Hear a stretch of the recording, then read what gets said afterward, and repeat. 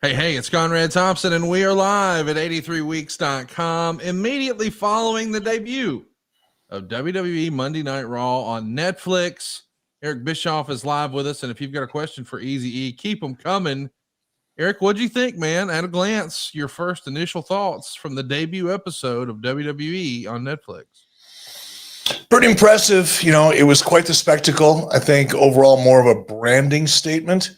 Yeah. Or the Netflix WWE partnership more than it really was a typical television show in the sense of advancing storylines and moving towards a destination. And of course they did that. They advanced storylines, but that's not what this show was about. This show was really about planting the flag and making a statement, and they made a hell of a statement.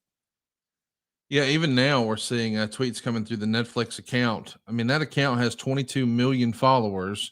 I think sometimes we forget that all these ratings we're always talking about, Eric, that's usually domestic ratings just here in the confines of the United States.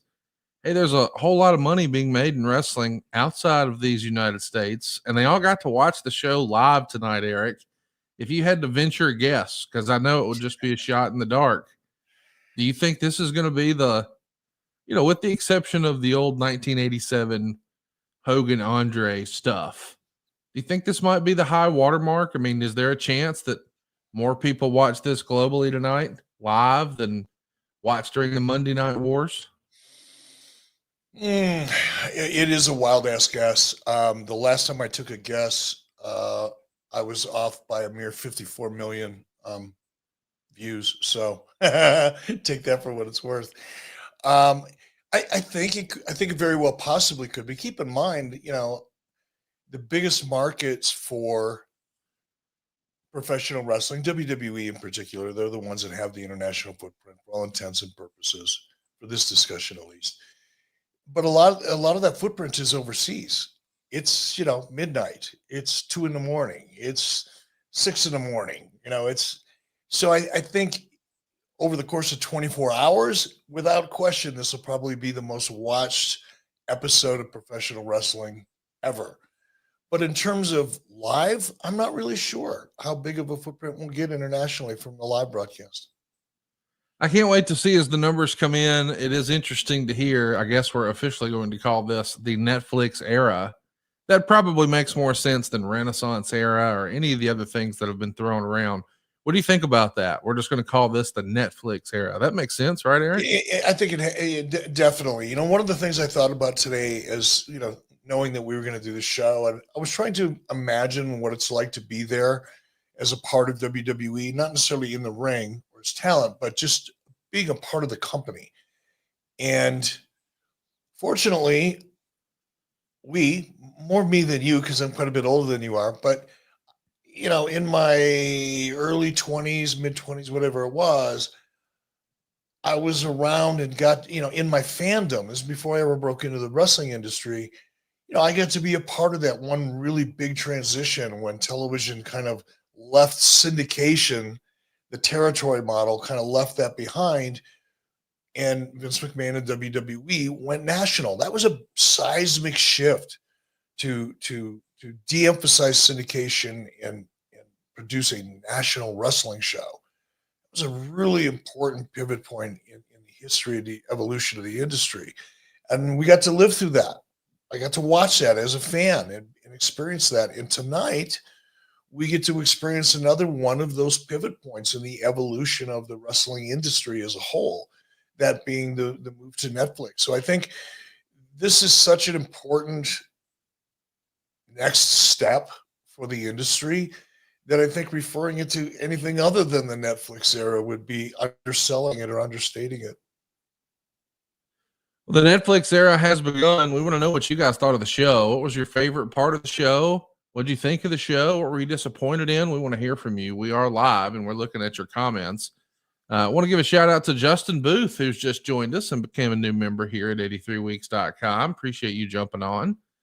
Swerve Daddy is with us here live, and he says, definitely kind of a very well produced, though the small hints like the Rock's looks he was giving Roman post-win said so much. Also, Cole said Brock's name. That's a sign that maybe we're close to a return I got to admit, I had a house full tonight, so maybe I missed it. But a Brock Lesnar mention is something we haven't heard a ton of recently. I wouldn't be surprised to see him in the Rumble. Would you?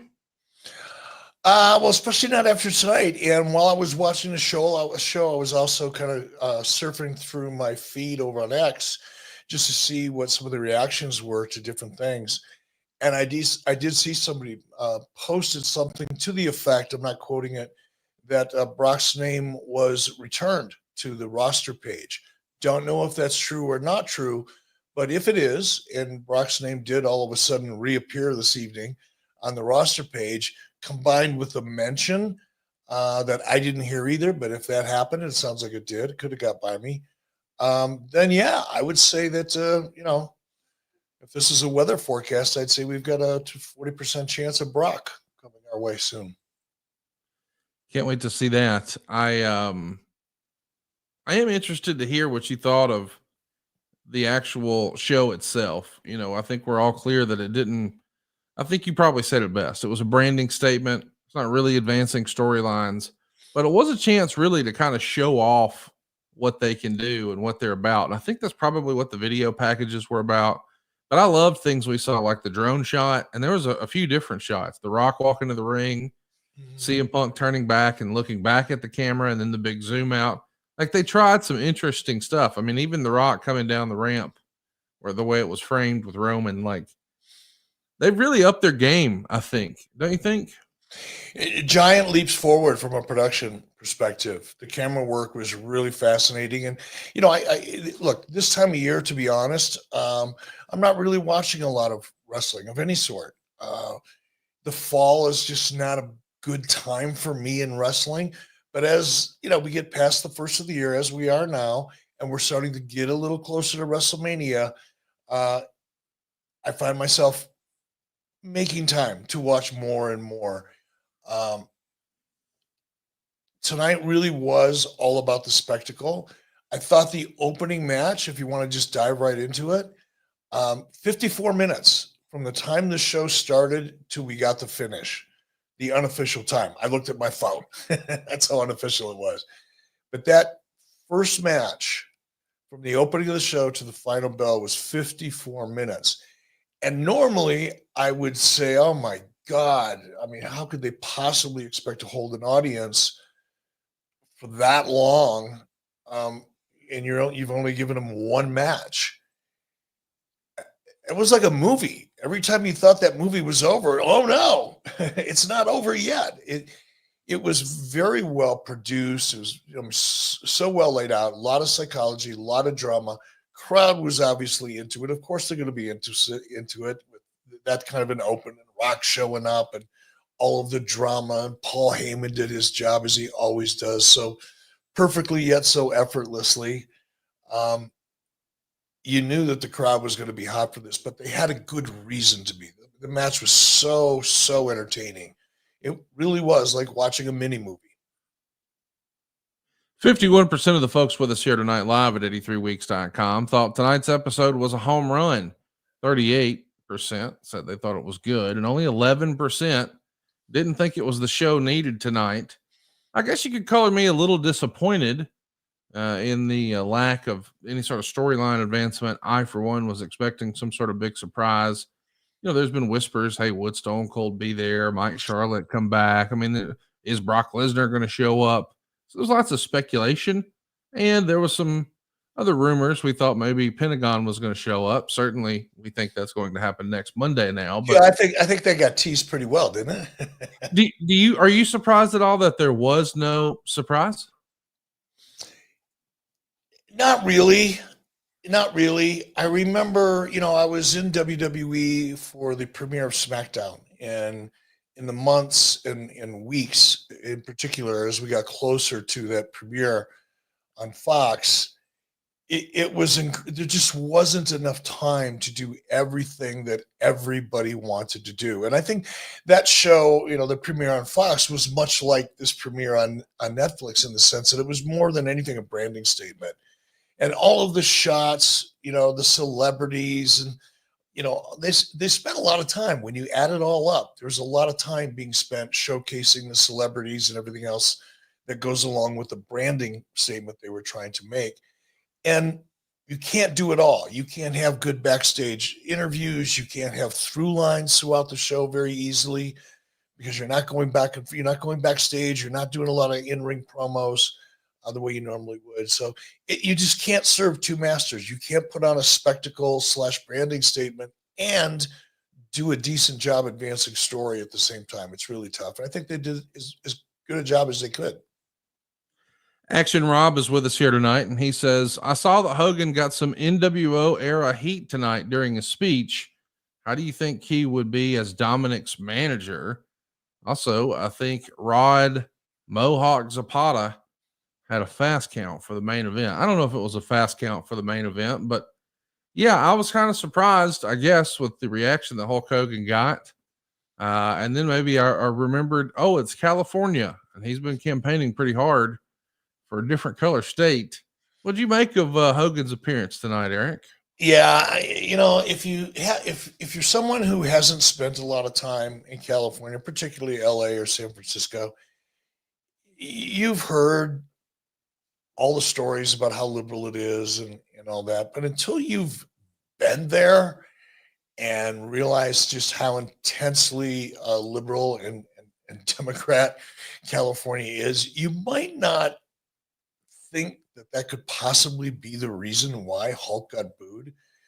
But Hulk and Trump are kind of joined at the hip now in the eyes of many, at least publicly, given Hulk's involvement in even the shirt he wore tonight. I mean, he leaned into it tonight. I was surprised. He did too. And of course, you're gonna have some backlash in California. Yeah, you just are. You can't be shocked. You can't be surprised. You could be disappointed, but you can't be surprised. We got another question here from Josh Henney. Shout out to Josh. Appreciate it. Hey, Josh. Well, see you in a couple weeks. What do you guys think of the use of drones? Eric, color me impressed. I'm all for it. Give me more drone stuff in wrestling. It felt like we tried some new things, even the opening package, which I do want to come back and talk about. But the use of drones, I think we're going to see more of that. What say you? Yeah, I hope so. You know what else I felt? And I don't know why I felt this, because the production values were outstanding, but decidedly different. And again, maybe it's because I haven't been watching a lot of WWE consistently over the last couple of months, because we've seen a lot of the changes, especially the camera work, the director in the truck. They're taking a lot of different shots. They're giving us a different perspective inside of the venues. So I've seen all that before. But tonight, for whatever reason, it reminded me of when AEW first started and people started asking my opinion right away of AEW. And one of the things that I used to put over, and you may remember this, Conrad, is that I kind of felt like I was actually in the venue when I was watching AEW. Like the production values were good. It's not like you missed any action, but it had a little bit of a grittier feel. Yes. It made me feel like I was there. And I, for one, appreciate that. And it's one of the reasons that I would always put over AEW's production compared to WWE at that time. Again, this is 2019, 2020, or 2020. Tonight, I got that same vibe. Now, clearly, the production values were off the charts. The music, the video package, the lighting, come on, forget about it. The lighting was unbelievable. The audio in that venue was incredible. Everything it could not have been any better, but there was still a little bit of sand in my mouth. I still felt like it was a little gritty. I kind of liked it. And maybe it was those shots because they weren't locked down. And by lockdown, I mean, a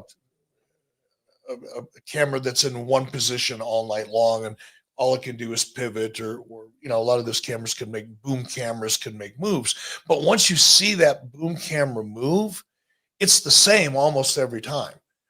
And even if it's not exactly the same, it doesn't look different enough to impress you.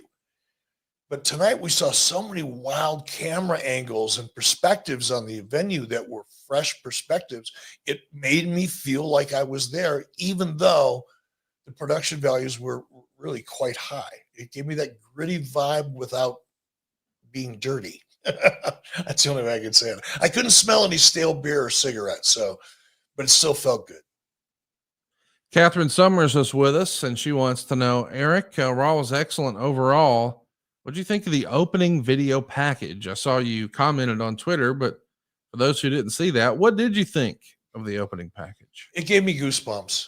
I mean, chill bumps, goosebumps, depending on what part of the country you come from. They call them different things. And how about that shot with Rock? Speaking of goosebumps, that's the kind of shit I mean. I mean, I don't know if they planned that, and if they did, how they would, because I'm not sure how Rock would know he's going to get goosebumps. He's done it a few times. He's maybe one of those guys that gets them really easily, you know? Yeah.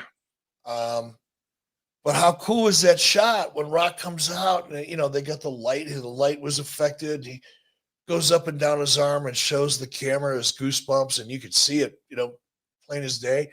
I mean, that whole thing, everything about that open, you know, the open was a pre-shot open. I loved it. It told a story. It's history. It made me appreciate the industry more. It made me have more respect for the business I was once in, because it was promoted and produced in such a classy way that I think paid homage to the wrestling industry as a whole. We should do one from Josh Thompson. Well, he's just got a comment. Raw has reached a milestone for innovative ideas. Yeah, I mean, I saw a lot of innovation tonight. It definitely looked and felt big time. One of the things that made it feel big time to me is something that I'm seeing a lot of people did not like about the show, Eric, and that's the idea of having sponsors on the canvas. And I know that visually, as the rumor and innuendo goes, Vince would never do that. He hated it. But I almost feel like it makes it feel bigger, because when we watch big time prize fights, whether it's the Floyd Mayweathers or the Conor McGregors of the world, there's always branding. I mean, even Mike Tyson and Jake Paul, everything's covered with a logo. It makes it feel larger than life, Eric. What say you? Same. I think people are just, you know, it's human nature. I'm not being critical. I'm the same way. But we don't like change. We do not like change. As human beings, we want shit to be the same every single time. We take comfort in that. But as my wife tells me from time to time, comfort is a thief. So if you choose to be comfortable, and in order to be comfortable, you turn your back on probably millions of dollars worth of ad revenue because you just don't like change. We've never had those sponsors in the ring in wrestling. We just don't like that. Hey, if you don't need a couple $1 million in ad sales and kind of keep yourself propelled in the 21st century, then, you know, hang on to what used to be, I guess. I don't know. People just don't like change. If we woke up tomorrow and someone passed a law, I should be careful that I say this because somebody might try it, passed a law that said from now on, every male over the age of 12 is required by law to put their right sock on in the morning before they put on their left sock. People will, you know, half the people that put their, you know, left sock on first would be pissed off. They'd be threatening to leave the country and move to Canada and shit like that. Maybe not Canada, not now anyway, but you know what I mean? People would go nuts. And it's the same thing here. They're seeing something different, and that represents change, and people don't like change. Here's a comment we're from as human beings, just so you know. Swerve Daddy says, it was weird to have a huge WWE show and not have either world champ wrestling. Only Cody for a few minutes and only a promo from Gunther.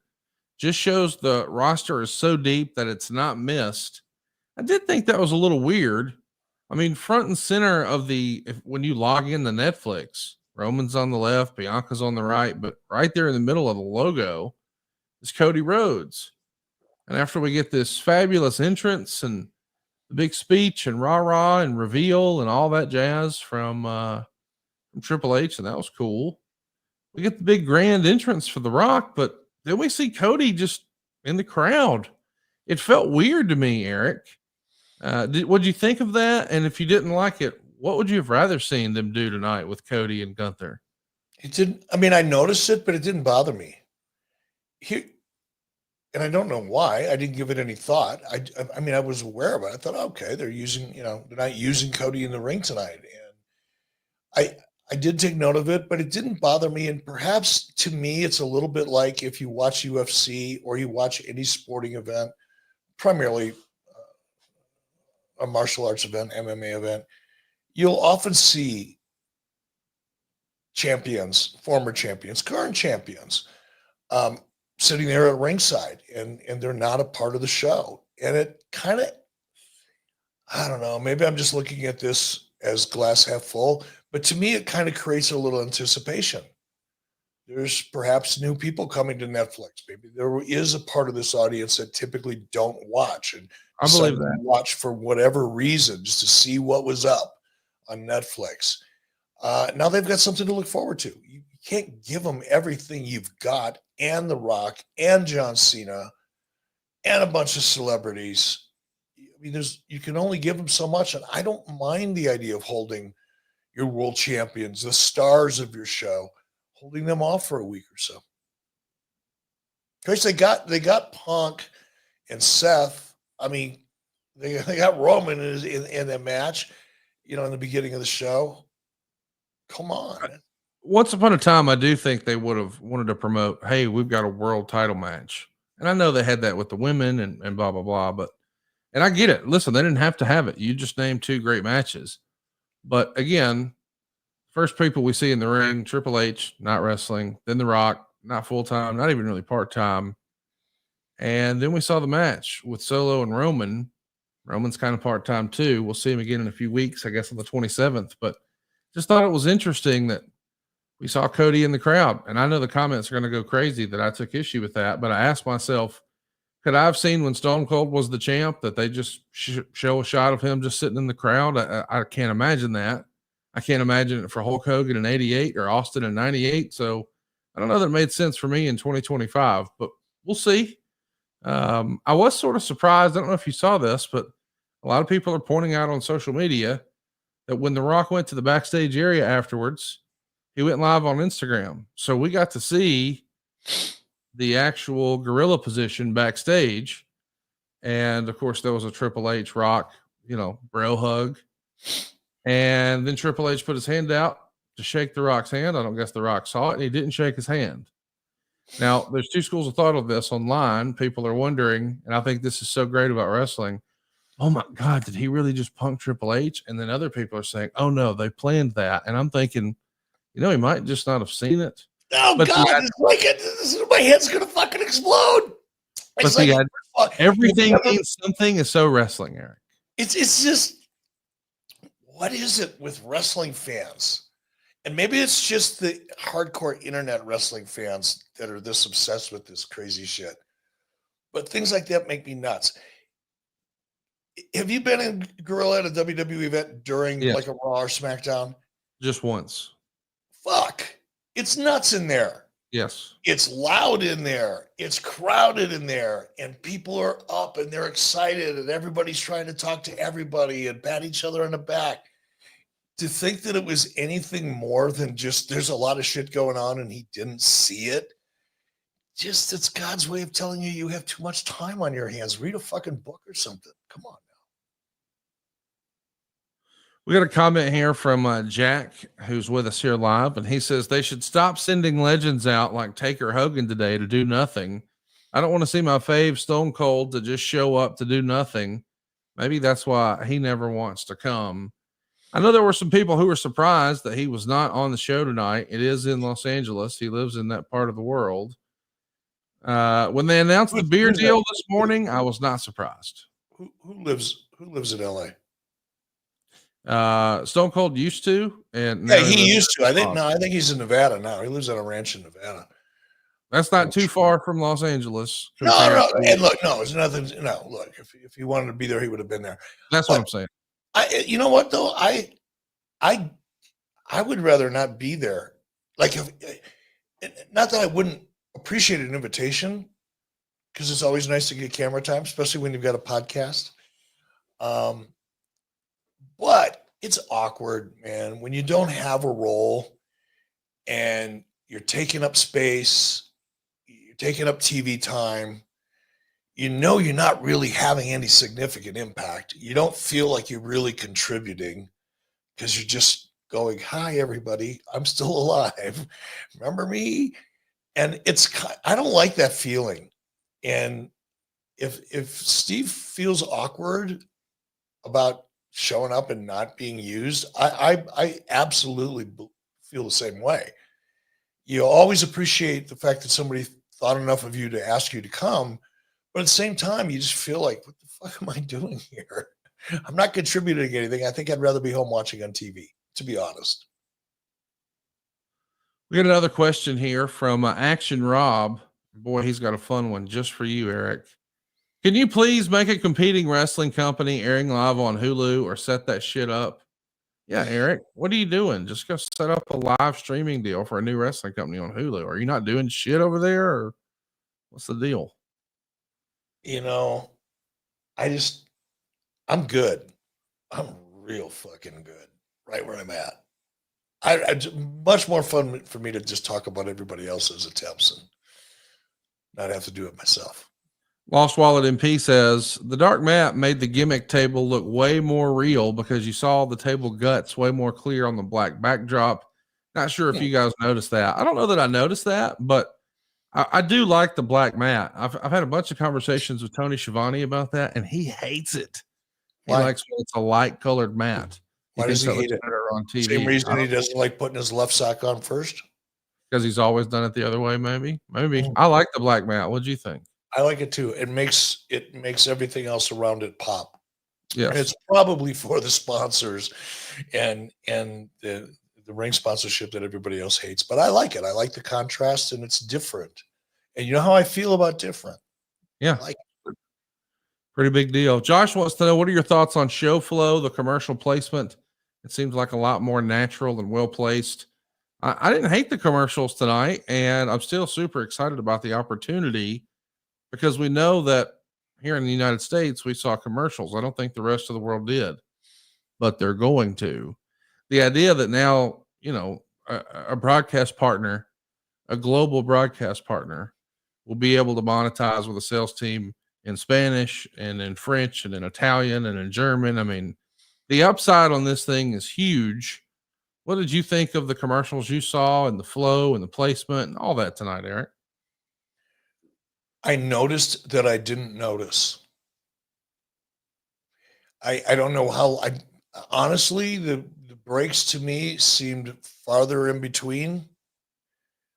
I was watching for them initially, and then I just forgot about them. And then when a couple commercial breaks did come up, they were pretty short. Now, I might have been looking at my feed and being distracted and didn't realize they were longer than I thought they were, but it seemed like they flew by. They seemed like 2-minute breaks instead of 5-minute breaks, 4.5-minute breaks that we typically get on cable now. They seem to get the commercial breaks get longer and longer. Remember when they used to be like 2 minutes and 30 seconds in WCW, and now they're like 4 minutes and 30 seconds. So I didn't notice them, which to me says that the flow and the placement and the length of the breaks were perfect because, like I said, I didn't even notice them. Major had a comment here. I know Tony Khan was somewhere watching Raw with his doors locked and the curtains closed. I don't know about that. John Thompson III says, with so many Hollywood actors appearing on Raw tonight, is WWE bringing back the Raw guest host concept? I could actually see something like that happening for Netflix if they had some sort of product integration. Once upon a time, TNT asked you to do that all the time, right? Yeah, but in WWE did do it for quite a while, and it sucked. It's not authentic. It doesn't feel organic. It feels like a paid product placement kind of opportunity. It feels forced. I think it'd be a bad idea. I really do. Want to give a shout out to John Thompson III for gifting an 83 weeks membership. Appreciate you doing that and hooking us up with that super sticker. I don't know what that means, but it sounds awesome. Thank you for doing it for us. Major says, I felt so sorry that Vince couldn't be mentioned. I wasn't surprised that he wasn't mentioned. I am kind of surprised they showed Stephanie McMahon. I mean, it's cool. I don't know. I didn't expect it. What say you? I kind of expected it. I would have been surprised if we didn't see her. We're seeing more and more, and it's really gradual. And again, I've said this before, and I don't know if people even listen to me. I wouldn't. I babble so much shit. It's easy to let some of it go in one ear and out the other. But I think if I have any unique talents, it's spotting patterns in situations and people sometimes. And I've been watching what they've been doing with Stephanie, even in terms of her name being mentioned in press releases and things like that, and or stories in the trades. I think we're probably going to see more of Stephanie in 2025. I think I would not be surprised. I don't know if I want to call this a real prediction or not, but I would not be surprised if we don't see Stephanie come back in an active role in 2025. Anthelaus says that Taker spot, well, could have honestly given more time with Rhea instead. I felt they did not give Taker a proper spot and shoehorned him in.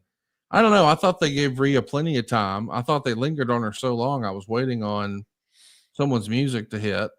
I didn't expect when she got all the way up the ramp for it to be The Undertaker. They stayed on her for a really long time before that. The Undertaker got paid to ride his motorcycle to the ring, make a lap, stop, whisper, throw up a fist, and he's out of there. Buddy, less is more. That's a good gig if you can get it. What'd you think of the use of The Undertaker tonight? I didn't like it. I don't think it gave Undertaker, I don't think it gave the audience the opportunity to react to Undertaker the way they actually wanted to react to him. It was cool to see him, I'm sure, for the audience, and they probably haven't seen him come out on a motorcycle for a while. So that's cool. And he got a great reaction, but not the same kind of reaction he would have received had he walked into that ring, whether he was in his Undertaker gear or not. I think, first of all, riding a motorcycle around a ring is fucking awkward. It's really awkward. That bike that Undertaker was on is full-size Harley. To maneuver that thing around the ring, even for a big guy like Taker, it's awkward. And it doesn't look that cool. So I would have done it differently. I don't think Taker got the reaction he was capable of getting because he was on the motorcycle. Adam Gibson says the only downside to this excellent show was some of the amazing drone shots that showed the sponsor/comp seats at ringside, which got progressively more empty throughout the night. I mean, that's probably par for course, but I bet they had more comps out for this show in LA than maybe any other show this year. Yeah, and half of those people are industry people, and they want to show up. They want to wave at the camera. They want to say that we're there, and then they want to go over and get a fucking martini somewhere. Yeah. Cut another deal. Trust me, been there, done that. Swerve Daddy says, anyone else notice that Jacob got the biggest pop other than Cody? Hopefully he gets singles gold soon. I don't know that I would say he needs singles gold soon, but it does not surprise me that people are already talking about him like a main eventer. I got to think he's in a main event on a WWE pay-per-view in 2026. What say you? 2026? You think it'll happen this year? Yeah. Okay. It could. Got a lot of TV to produce. Got a lot Well, of that's true. stories to tell. And he's right. I mean, there's not something about him. His charisma, his timing, his confidence. I think what I see is confidence, becoming very, very comfortable in his role as his character. He doesn't feel like he's pretending he's in that spot. He's actually owns that spot. And you can feel that. It comes through the screen in his character. I think if he's ready and the team feels like he's at the peak of his game, I wouldn't be surprised to see it happen in 2025. We should do a question here. This is an interesting one. I know you're going to have fun with it. Josh Thompson says, is it possible with all these legends that it's a preview for the Royal Rumble to see Taker, Hogan, Rock, and X-Pac competing in the Royal Rumble match? I could maybe see X-Pac I don't think we're going to see Rock, and I'd bet both mine and Eric's here that there's no chance that Taker or Hogan are in the Royal Rumble. That'd be a safe bet. Yeah. That'd be a safe bet. You know, I don't know how Taker, I was with Taker in Orlando a couple weeks ago, and he's moves around great. He looks great, sounds great. Chatted for just a little bit. Didn't mention injuries and shit like that, and was moving around like he didn't have any. But I know for a fact Hogan's not going to be wrestling anybody. He wrestles with himself to get out of bed in the morning. That's about as tough a match as he's capable of right now. I felt bad for him, not only because of the reaction. I felt really bad for that. That's a horrible feeling, but I could tell just watching him walk out there, the man was incredibly uncomfortable. Hey, let me ask you, when it comes to the actual matches, did you have a favorite match tonight? I think that first match, because it was just it was so well layered, you know, just boom. Every time you think it's over, no, we got another chapter, and oh, there's another chapter, and okay, here's book 2 or book 3 or book 4. So it was the way they were able to keep that story going, the way it was laid out. I thought it was really, really a masterpiece, to be honest. I was not over the moon about the Uso McIntyre match. I don't know what I expected. Those are two of my favorite performers. It just seemed a little off, didn't it? Something was different, and I don't know why. We just raved about that Punk McIntyre match a few months ago, but I was kind of disappointed in Punk and Rollins as well. Like, there was so much anticipation for that going back to CM Punk's debut. I don't know that they could have possibly lived up to it. I say that knowing full well that they exceeded expectations at the Hell in a Cell with Drew McIntyre and CM Punk. But I remind myself that wasn't their first match either. If you were a betting man, have we seen the last of CM Punk and Seth Rollins, or was that just chapter 1? I can't imagine we won't see more. There's too much backstory there. A clean win like that. That was clean, wasn't it? They were both selling their asses off. It's hard to tell what happened before that. Yeah, I can't imagine that we won't. It doesn't make sense to me that we wouldn't, to be honest, at this point. Action Rob says, now that we are done with episode number 1 of the Netflix era, I highly doubt the individual seat lights that they didn't even use will return. What happens next week on Raw? I feel like there was zero build to that. I think the seat lights were a part of the building. They're not taking those with them. But yeah, I do think there's a little bit of a build for next week. We got Chad Gable and what we believe will be Pentagon. And they announced some other match. I remember seeing the announcement. I forget exactly who it was. Maybe it was Finn Balor. Either way, there is a match that was announced for next week. But I was kind of surprised that we saw a plug for The Rock showing up at an NXT show. I know it's in Los Angeles. I found it curious that they said tickets are on sale now. So it's not a big building, but it's not sold out. But I bet it is now, thanks to The Rock. Are you surprised to see The Rock there? Does it make sense given that his daughter's on the show? I think it makes sense because Rock just bought 96,000 more shares of TKO. Yeah. And Rock's doing what's good for business propping up NXT for a night because he's just down the street and doesn't have to get on a plane to go anywhere. Helps the company. I'd be shocked if he didn't show up. It's just business. I think it's great. I'm a big fan of NXT. I'm a big fan of the concept and the mission of NXT. I think it's phenomenal. After having been there, I know it wasn't that. I was impressed with the idea of it all, but not having never been there to see just how extensive it is and see what the training is like, even though I was only there for an afternoon or two, to see just the logistics and structure and purpose behind it all and seeing how fast people can develop in that kind of environment. I'm a huge fan of it. And I think if Rock has the time and he can go over and help create awareness for that show, CW is not the hottest show on the network. And I don't want to get into a network cable comparison like some dumb shits we know. don't know what the fuck they're talking about. It doesn't matter if you're in 96 million households. If nobody knows about it, nobody's watching it. Being available in a large number of households is not necessarily indicative of the power or the reach of a network. Okay, that's all I'm going to say. That being said, CW is not high on anybody's list of things to do. Typically, it doesn't have a lot of programming that people would consider must see.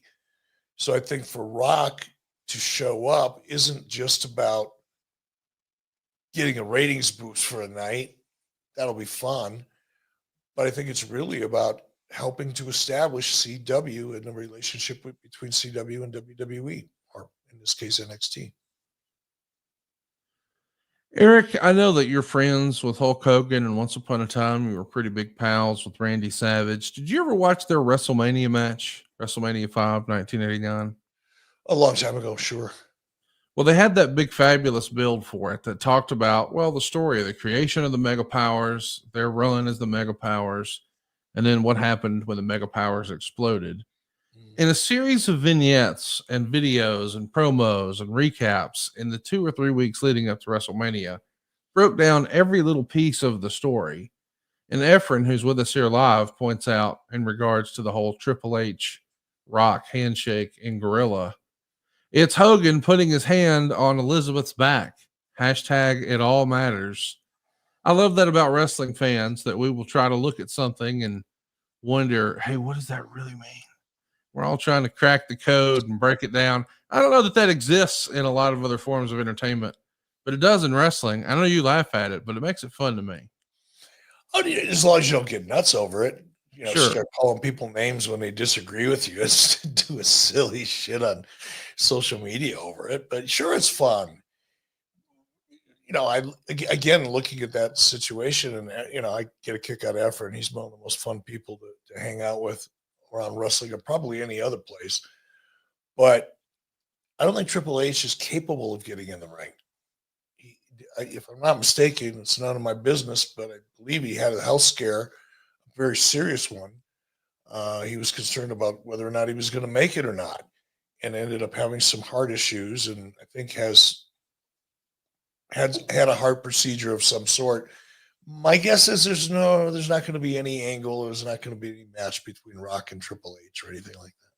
Well, if it doesn't work out, 20 years from now, if he finds himself outside of WWE, just want you to know I've got PaulLevesqueLastMatch.com ready to go.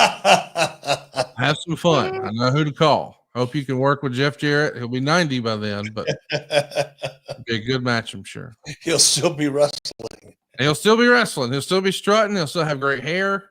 Whacking people over the head with a guitar. He'll be walking up and down the streets in Nashville, just hitting people with guitars. That's that old wrestler, Jeff Jarrett. He's not going to hurt you. He's just going to hit you in the head with a guitar. Don't worry about it. It's a gimmick. You'll be fine. Just call him a slap nut and be on your way. Slappy New Year, he told me earlier today. That's good. Anthony says, what do you think of them pushing back Penta's return and any surprises and the women's final? I'm glad they didn't give it more importance. I don't know what that means. I mean, I guess he's talking about they didn't push more on the Intercontinental Championship for the ladies. Yeah, I mean, the match will happen. We acknowledge them in the crowd. I thought that was fine. They never promoted Pentagon debuting. I think people just speculated and assumed. I don't think you absolutely had to have him on week one. Respectfully, what does he mean to the mainstream audience? Probably not a ton. Makes more sense. And he'll get lost in all of all the bright shiny objects and celebrities and Gaga. He'll get lost in the middle of that. I was actually talking to my wife Megan earlier tonight, and she said, "Do you think Ashley comes back tonight?" And I said, well, I was talking to Eric about that on the show a few weeks ago, and we both agreed it would probably, if it was us, we would prefer to come back at the Royal Rumble. I think making a big return tonight, it kind of would feel like Randy Orton making his big return the same night CM Punk did. Like, hey, you got your moment for like one segment, and we're on to the next thing. That's what it would have been tonight, right, Eric? Yeah, absolutely. We want to give a shout out to Rich. Greatly appreciate you, man. You just gifted 5 83 weeks memberships. Thank you so much for that. That's pretty cool. We're going to start winding it down here. So last call for questions with Easy E. If you got them, keep them coming. Dustin B says graphics, production, round mic flags, big UFC feel because of canvas and celeb crowd shots. Need to make clear if it's Rock or Dwayne talking. The first 3 of the first 4 segments were talk and mid-match commercials. I agree. A lot of talking up front. I did see that comment a lot that was not The Rock. That was Dwayne. Why would the guy we had seen shitting on Cody Rhodes now be chummy with him? But social media does exist. We did just see Cody and his family at The Rock's movie debut in Hawaii. Were you shocked that they went more Dwayne and less Rock on the episode? No, not shocked. I did note it because there's questions about WrestleMania and will he or won't he and is he or isn't he and all that kind of shit, which is fun. It's part of the fun. Keeps people talking about it without any real story. Keeps people wondering why or what if there's going to be a Rock involvement. But I think the fact that he showed up as Dwayne Johnson and was really the host of the show, along with his partners from TKO, says to me probably WrestleMania is probably not on tap, but who knows? Rock, the thing about I've noticed with Rock lately is he's really good at planting little seeds, right? He gives you little nuggets, sometimes just in the form of a look, which is probably why the handshake back in Gorilla with Triple H, or the lack thereof, is probably leading people to think, "Oh, what's he got up his sleeve? Maybe something." Because so much of what Rock did last year was probably out of necessity, but there was a lot of little Easter eggs planted along the way to keep people guessing, and I thought that was pretty cool. John Lawson says, Easy E and Conrad, thanks y'all for everything you do for us fans. Were you both surprised that Paul Heyman did not turn on Roman? I was not surprised. I felt like it would have been premature. I do like the idea of having The Rock grab the chili pepper necklace and hesitate. I thought we were going to see something there. Just a slow, deliberate pause there made my dad go, "Oh, he's going to put it on himself." And but even not to interrupt you, Conrad, but even with Paul, because I was kind of, what the fuck is Paul going to do here? Because Paul's the same way. He can tease you with his eyes. He can lead you to believe something without saying a fucking word. He's that good. And there was a moment there when Paul was holding that necklace or whatever it's called. I didn't write it down, and I'm not Samoan, so Ulafala. Sounds like something my wife washes her back with in the shower. But there was a point in time when I thought, "Oh, fuck, Paul's got something up his sleeve here. We're going to see it." No, he doesn't. But that's part of what WWE is so good at, is getting you leaning into where they're going and what they might be doing. That's great storytelling. I think it's called foreshadowing. Like if you which is what we love in wrestling and why maybe people are paying attention to that handshake. Yeah, no, we actually we've been conditioned to look for those things, and those are the things that make wrestling so much different than watching, I don't know, Yellowstone. These little Easter eggs, they're fun. What, did Yellowstone jump the shark or what? Holy shit. God damn it. You know what? My wife won't even watch it. She is so pissed off because, like, if you want to watch the last season, the most recent last season, it's hard. You got to spend hours figuring out how and where. It's stupid. And she's hot. She won't even watch it. The comments always agree about Mrs. B being hot. At the press conference, Rhea Ripley has signaled that tonight was indeed the end of the program with Judgment Day and Liv Morgan.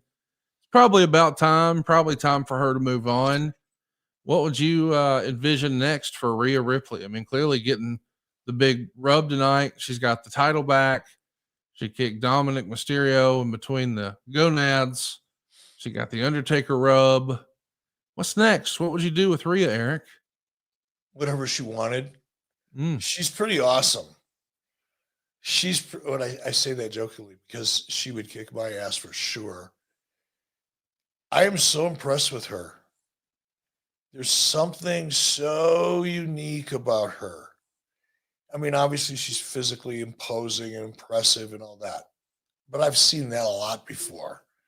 She carries herself so well, and she's so believable in the ring. She looks vicious. I mean, the way she was just handling Liv, I mean, it was just like she was throwing a child around. It was so impressive. I don't know what I would do with her. I'd just be really nice to her. That's all. I would call her Ms. Ripley. I wouldn't call her Rhea. I would say, "Hey, Rhea." I would say, "Excuse me, Ms. Ripley. Can I bother you for just a moment?" You just see my group chat. I got one buddy who says, "I wish she would claw all of my tattoos off of my body." She's something else. She's like, it's not my type, but she's impressive. I mean, she looks like a wrestler. Like if you drew a female wrestler, like a comic book character, a villain, or the hero in a Terminator movie, it's Rhea Ripley. Yeah, I mean, she's like, Nikki Bella's out there shaking her butt, and I don't know her. I don't mean to say anything bad about her. I'd be out there shaking my butt if I had a butt like her too. No problem. Shake that all day long. I got a kick out of it. And then you see Rhea Ripley. Which one of these two look like a wrestler to you? She's pretty impressive. CM Punk. I like a good butt shaking, so don't get me wrong. CM Punk is at the post-match press conference, which I think is pretty cool they're doing for this Netflix show.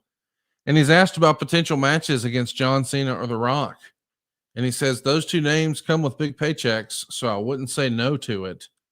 I don't know that they'll get to Punk and The Rock this year. That would be amazing, given the backstory from more than 10 years ago now.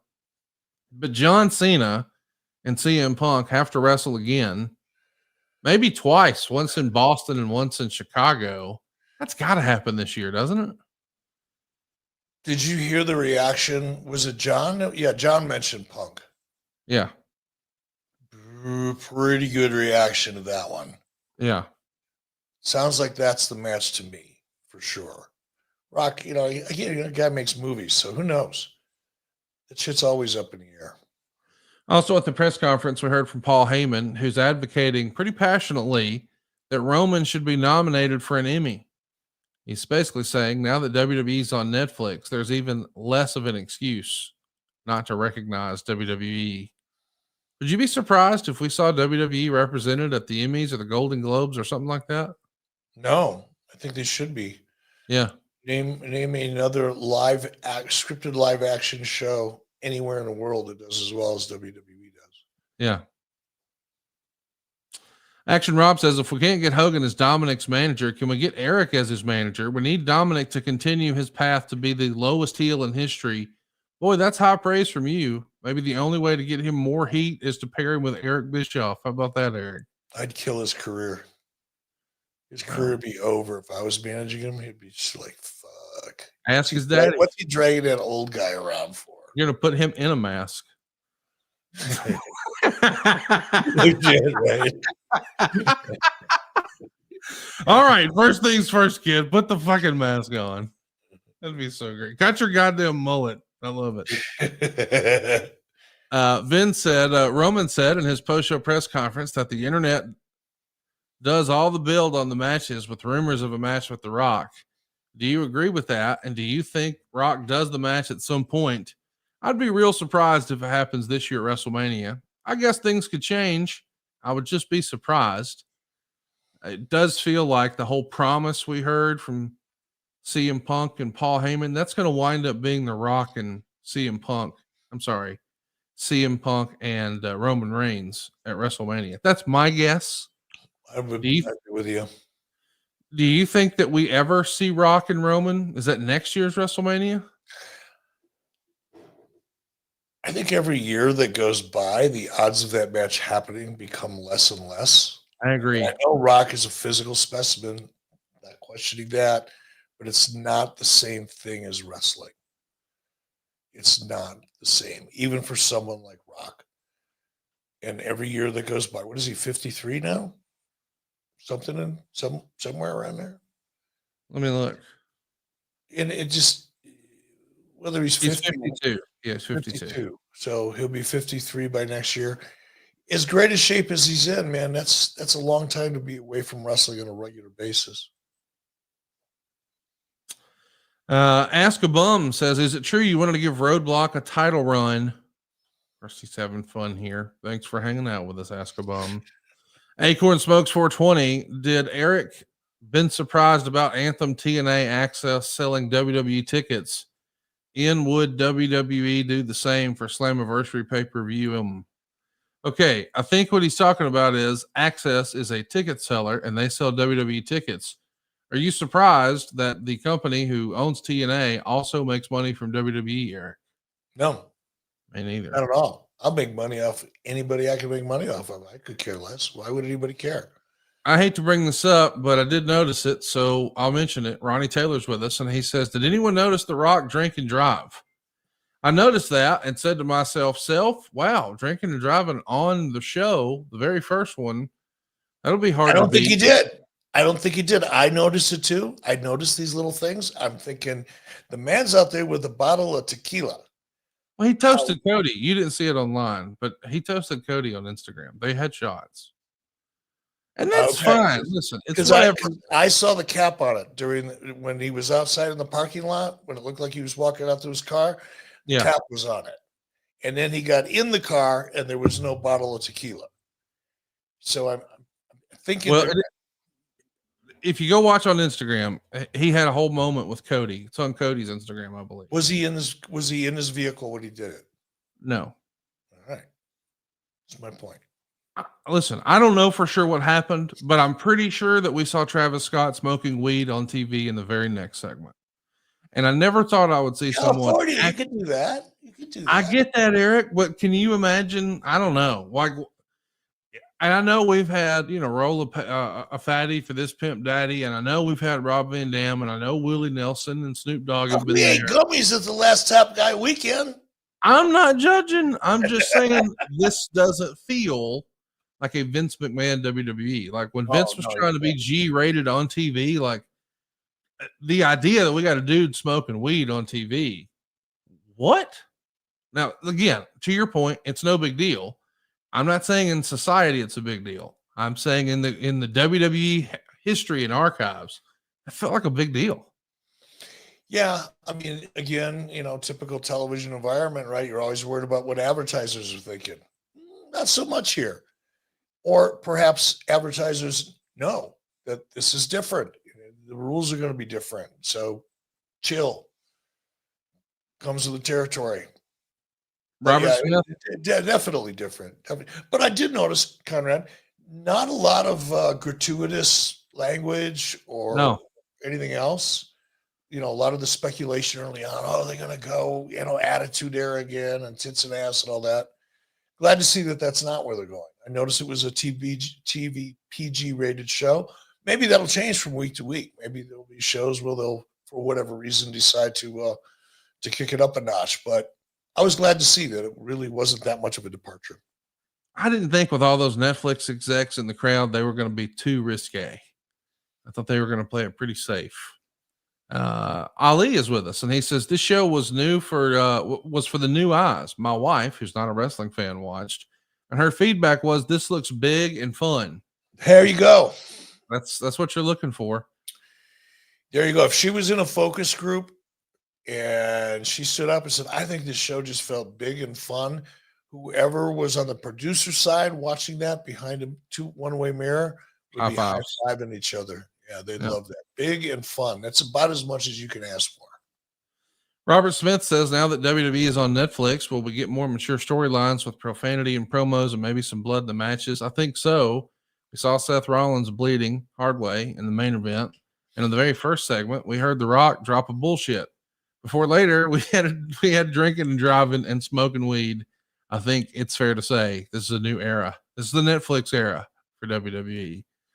John really loved the Rey Mysterio shirt of Eddie Guerrero. That was a nice touch. Yeah, it was. He also believes that it's long time overdue for Punk and John Cena at WrestleMania. I don't know if that's the plan. I guess we'll see. John says, with Tony Khan airing AEW on Max, are we going to see a streaming war? I don't think that's really Stop with the wars. Stop. You don't get to talk about wars anymore. That's a done deal now. Luis Martinez says, I saw Russo say he's writing a third book about his experiences with you and Hogan and TNA and expose you. What do you think he'll say, Eric? I don't have a fucking idea, and I don't think anybody cares. Don Sheldon wants to know, do you think Roman and Solo is over with? Is it finished, or will we see more from Roman and Solo? Doesn't feel over, does it? Yeah. I think the Bloodline stuff is over for now. Do you really? Yeah. Okay. We'll see. Jim One says, could Hogan have embraced the booze and did a heel promo? I don't know that works for a beer. No, I can tell he was probably thinking about it for a minute, a couple seconds. I saw him pause, and I could just tell by the way he was looking at the crowd, and his head was bobbing. I was thinking, oh God, he's thinking about cutting a promo, but he didn't. He stuck with the program, and he didn't let the crowd run over the top of him. So he did his best to stay in control. But yeah, that was awkward as fuck. Ryan wants to know, hi, Eric, are you coming to MAW in Turtle Lake Casino? Does that ring a bell? Where's Turtle Lake? That's a no. John Collins. I don't know if that's a no or not, because I know Sonny called me and booked me for something in February, and I think it's in Wisconsin. And Turtle Lake sounds like a town in Wisconsin, so there's that. Maybe. It is. It is. I just looked it up. I guess Booker T's on it. You nailed it. So, yeah, Eric will see you there. John, we talked about the booze with Hulk Hogan. Hopefully you didn't miss that. John, I was not surprised that Hulk didn't bring Eric Bischoff out there. I think Jimmy Hart is his designated traveling companion. Pastor Tim says, Bliss, AJ Lee, Penta, Rock, Roman, turn a lot they could have done to say, tune in next week. It was a PLE level show, but a letdown for a once in a lifetime event. I would agree. You know, it didn't feel like this show was really for us, much like the Vince documentary series on Netflix. That was for the masses. I think this was too. We'll get down to the nitty gritty, but I bet we're probably 4, 5, 6 weeks away from that. Yep, I agree. Yeah. Fan Sports 5 says, Eric Conrad, what's missing in today's wrestling? Depends what you're watching. I was going to say, sometimes it's storytelling. Sometimes it's, I don't know what WWE's missing right now. I don't think they're missing anything, but you know, so many wrestling fans, because we all, you know, different ages, right? Different generations. We grew up in different parts of the country. We're exposed to different types of wrestling predominantly. So I think so much of it depends on, you know, when was the peak of your wrestling fandom? I mean, Conrad, you're still a wrestling fan, but I would imagine your peak fandom was probably when you were in your late teens and early 20s. 97. Yeah, I was 16. 16 years old, you know, so that period of time and the type of wrestling that you found really entertaining back then that really made you such a wrestling fan in 97, that will probably always be your favorite style of wrestling. Whereas a 15-year-old fan today or a 16-year-old Conrad Thompson today, who's being exposed to a much different type of a product, is going to have a completely different favorite type of wrestling. So much of it depends on your age and where you grew up, how you grew up as a fan. I love Efron Guzman, who's with us here. He says, am I the only one who hates that the Royal Rumble is going to be in Saudi due to the fact that all the ladies will be covered up? My God, Efron. But Efron, you're being honest, and it's okay. I know it sounds tacky as fuck. You just sound like a horny bastard. But guess what? It's okay, because you're not the only one. We asked the fans, hey, what do you guys think? Is John Cena going to win the Royal Rumble? And our poll right now is 50-50 I could get behind John Cena and Cody Rhodes at WrestleMania. That's a logical way to get to that story too. Can John Cena complete his story and get 17 world titles and have more title wins than anyone in history, more than Ric Flair? Or will it remain the Cody Rhodes era? It's a good main event for one of the nights of WrestleMania. What say you? I like it. I do too. And I think I know the finish. Yeah. Which would be awesome.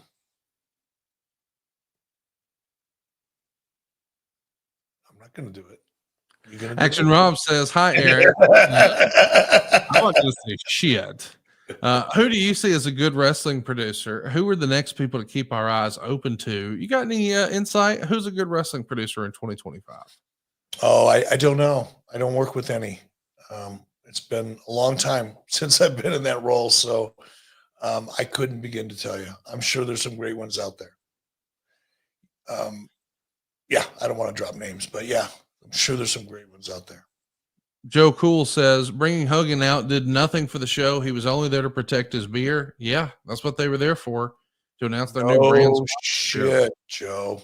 No like shit. The idea that WWE now, who has been looking for a beer sponsor for 35 years, now instead of having a beer sponsor that they hope to try to placate and keep happy and keeping those checks coming in, they're just going to build their own global beer brand with WWE now that they have ownership. I know that there's a lot of Hulk Hogan haters out there today, but this has to be one of the most brilliant things I've ever seen in the wrestling business space. I'm really surprised that more people aren't talking about this. Of course, nobody knows exactly what the future is, but take a look at some of these celebrity owned tequila brands and vodka brands and how much money those things have made those celebrities on an exit. And respectfully, none of them had the promotional vehicle of WWE and Netflix. This could be like a freaking $100 million exit for Hulk Hogan here, Eric. This is one of the biggest business deals of his entire life, right? It is, and I'm going to be careful what I say because it's his business and not mine, but the idea of $100 million exit strategy, meaning someone coming along and buying real American beer, is very, very high. And any one of the big box breweries, Anheuser-Busch, Miller Coors, even some of the smaller ones, he's getting massive distribution. I'm really surprised. I spent a minute in the beer business. It's really tough as an independent to get significant enough distribution where one of the big box beer breweries will actually consider acquiring you. It's difficult, especially now. You know, about 20 years ago, it wasn't as hard because there wasn't very many microbrews, right? 20, 25 years ago, whatever it was, before they got really hot. It was like 2003 or 4 is when it really started taking off. Well, back then, if you had a small little microbrewery and you had regional distribution, Miller Coors or somebody else would come along, and Anheuser-Busch snatch you right up because they didn't want to lose that local distribution that you were taking, that shelf space that you were taking in your local market. So they would buy you. And that went on for a long time. Microbreweries were getting small batch brewers were getting bought up right and left. And then there was too many of them. And they all kind of died and went away. And the ones that survived are the ones that were able to figure out distribution. Hulk has the distribution. Right now, today, before WWE, he's been traveling the country probably 5 or 6 days a week, which shocks me, to be honest with you, that he's been able to do it. But he is constantly on the road. And I get pictures from a lot of the places he's going. There's 2,000, 3,000, 4,000 people waiting in line for pictures and autographs and to buy beer. He's making a lot of good headway, and I think this move with WWE is only going to just accelerate the success. So hats off to him, man. It was a big risk. I wouldn't have taken it if I was him, knowing what I have learned, but he pulled it off.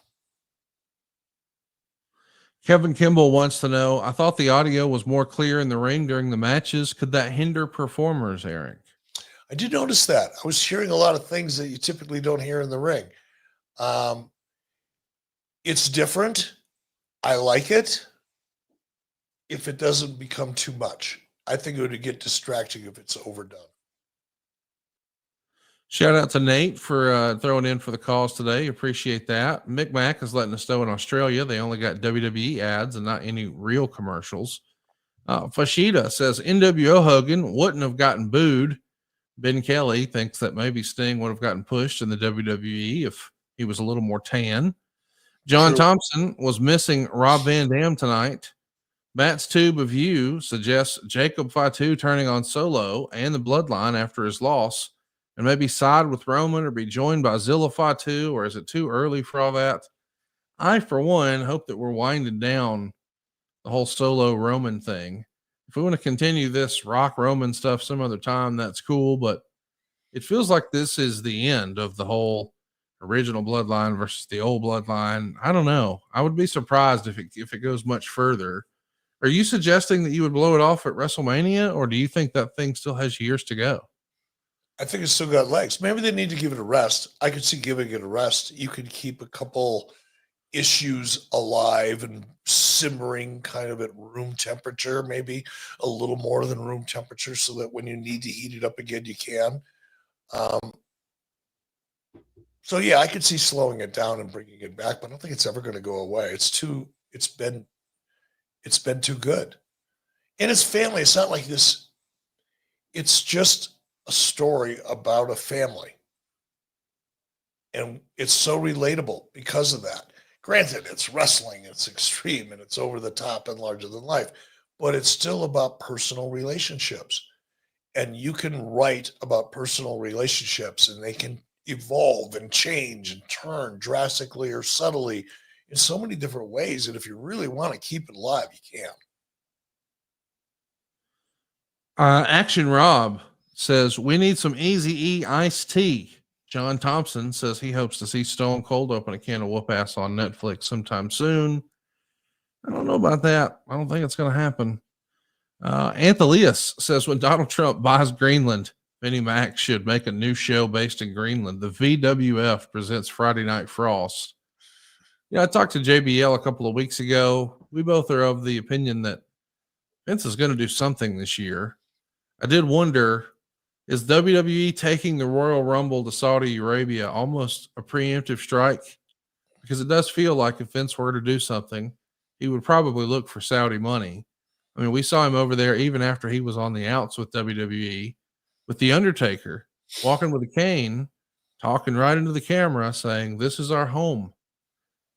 I wonder, do you think we see Vince McMahon make some sort of announcement of something in the space this year, Eric?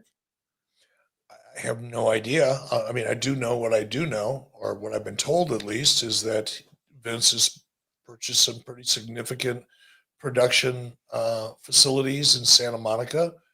He's got a bit of a skeleton staff that he's put together, and sounds like he's got plans of moving forward in the entertainment business. Whether that's wrestling or something else, I don't know, but I don't think he's going to go away. The only thing I question is, Vince has $8 billion.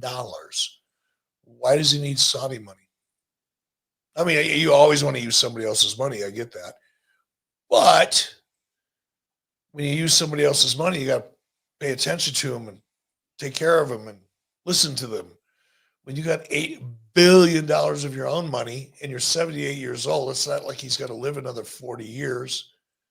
Does he really need any money? No, I think he's good. Yeah. I think he's good. But I mean, if he wants to do something, he doesn't need Saudi money to do something. If he wanted to take $1 billion out of his $8 billion, stick it in a piggy bank, and use that to start a wrestling company, he'd be off and running. Well, we are off and running here at 83weeks.com. We greatly appreciate you guys tuning in for this live immediately following the debut Raw on Netflix. It's a big deal to us that you hung out with us tonight. So if you don't mind, hit that subscribe button, turn on your notifications bell. You want to be with us live the next time we're live so you don't miss a thing. I'm looking forward to us doing another one of these. It does feel like we would normally do one at the Royal Rumble, but you and I will actually be together here for Top Guy Rumble in Alabama. We're doing fantasy camp. where a lot of our supporters over at adfreeshows.com get to step between the ropes and feel what it's like to run the ropes and take a bump, all under the guidance and tutelage of Jerry Lynn, the whole effing show. And that's all happening over at adfreeshows.com. Eric and I are going to be watching the Royal Rumble together, but it may be the Saturday night's main event right before. That might make sense for our next big live, because I am interested to see what the follow-up effort is. That felt like what we saw again tonight. Yeah. That was an introduction to a new audience on NBC and Peacock. This is an introduction to a new audience on Netflix. The follow-up effort, the second Saturday night's main event, that's going to be interesting. I agree. So let's do it. Let's put it on the calendar. We'll do a live review after that, because I had fun watching the first one. I really enjoyed it. I did too. And we appreciate you guys joining us here tonight at 83weeks.com. One more time, hit that subscribe button, turn on that notifications bell, and tell a friend about 83 Weeks with Eric Bischoff.